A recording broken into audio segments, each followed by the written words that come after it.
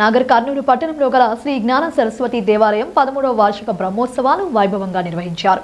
దేవాలయం ఆవరణలో సామూహిక చండీ హోమాలను వేద పండితులు పట్నం సురేష్ శర్మ అర్చకత్వంలో శాస్త్రోక్తంగా నిర్వహించనున్నట్లు ఆలయ ప్రధాన అర్చకులు పి నవీన్ కుమార్ తెలిపారు. ఉదయం నవగ్రహ సహిత దత్త హోమాన్ని ఆకారపు విశ్వనాథం, ప్రభావతి, తాళ్ళ యాదగిరి, జ్యోతి దంపతులతో వేద పండితులు నిర్వహించారు. ఈ హోమం ద్వారా జన్మరీత్యా, గోచార రీత్యా నవగ్రహ దోష నివారణ జరిగి గురుబలంతో అనుకున్న కార్యాలు సిద్ధిస్తాయని వేద పండితులు పట్నం సురేష్ శర్మ వెల్లడించారు.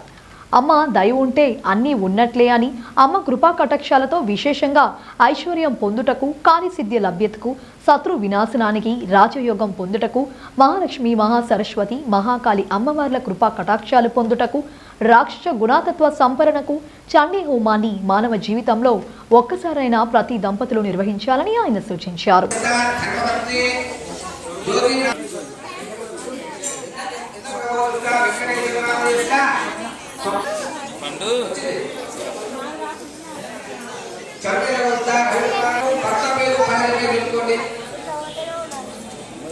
పిల్లల పేరు చెప్పుకోండి.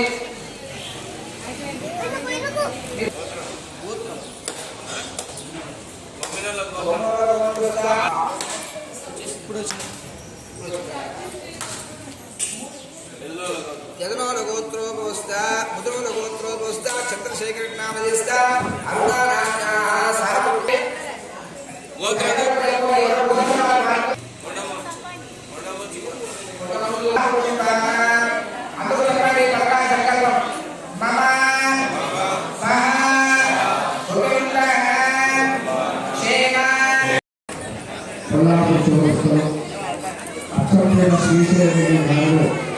శ్రీ జ్ఞాన సరస్వతి దేవాలయం నుండి 13వ వార్షిక ఉత్సవ సందర్భంగా, వసంత పంచమి ఉత్సవ సందర్భంగా 4 రోజులకి విశేష అర్చన, అభిషేకము, గోపూజల కార్యక్రమం జరుగుతుంది.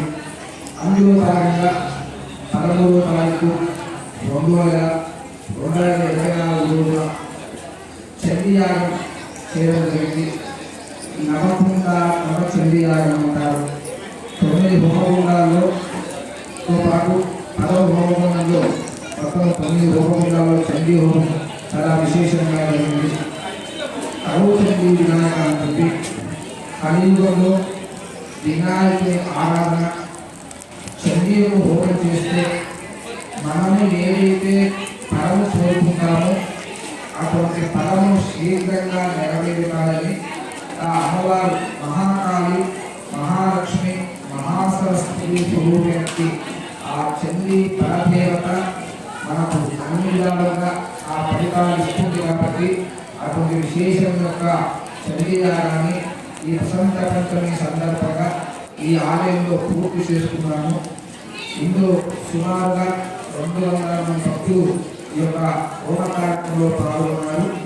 వసంత పంచమి సందర్భంగా విశేషమైన అక్షరాభ్యాసాలు, తర్వాత అర్చన, గోపూజ, అమ్మవారికి వైద్య సమర్పణ, అన్నదాన కార్యక్రమం విశేషంగా కొనసాగుతుంది. కాబట్టి భక్తులుగా ఈ యొక్క వసంత పంచమి కార్యక్రమం ఉత్సవంలో పాల్గొని స్వామివారి అమ్మవారి ఉపపాత్ర కావాల్సిందిగా కోరుతున్నాను.